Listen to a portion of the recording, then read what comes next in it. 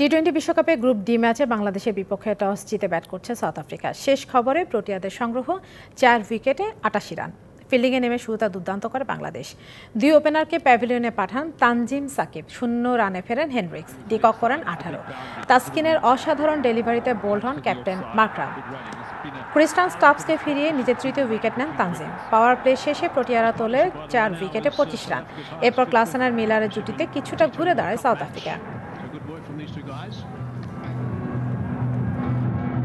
Lots of support from Bangladesh supporters, quite extraordinary. Bangladesh south Africa ম্যাচের খবর জানাতে দেশ ও দেশের বাইরে থেকে আমাদের সঙ্গে যোগ দিচ্ছেন আমাদের সহকর্মীরা।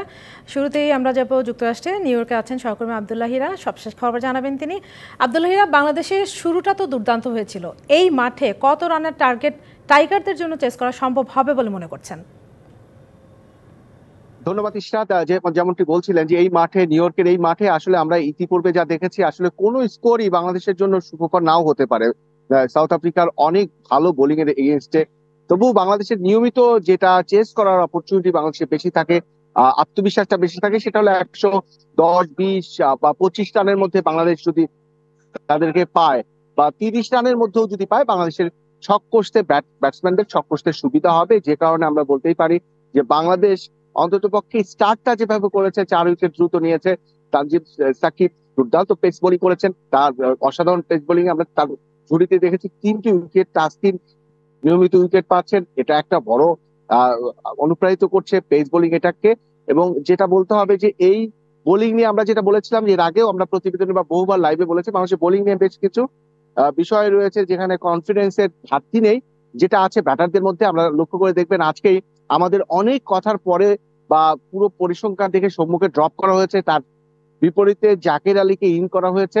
যাকে ইন করা হোক, অন্তত পক্ষে ব্যাটিং এ সৌম্যর অ্যাবসেন্সে কিছুটা হলেও ভালো কিছু হবে, যেটা সৌম্যর উপস্থিতিতে কিছুই হচ্ছিল না।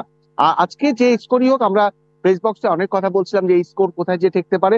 এই স্কোর যাই হোক, সেটা খুব টাফ স্কোর হবে। আমরা ইতিপূর্বে যতগুলো ম্যাচ এখানে দেখেছি, সেখানে কিন্তু আমার মনে হয়েছে ভারত পাকিস্তান ম্যাচ তো বড় উদাহরণ, গতকালই যেটা হয়েছে, সেই ম্যাচেও কিন্তু তাকালে একই রকম হয় যে ব্যাটিংটা করা কঠিন হয়। ড্রপিং পিচে যে টার্গেটই সাউথ আফ্রিকা সেট করবে, তাদের বোলিং এ রাবাদার মতো পেস বোলার আছে, কেশব মহারাজের মতো স্পিনার দুর্দান্ত ফর্মে আছেন। তাদের বিপরীতে বাংলাদেশের ব্যাটসম্যানদেরও কিন্তু চরম স্ট্রাগল করতে হবে। তবে বাংলাদেশ অল্প রানের টার্গেট পেলে যেটা হবে, ব্যাটসম্যানরা কৌশলগত ভাবে, মানসিক ভাবে এগিয়ে থাকবেন। ইশরাত।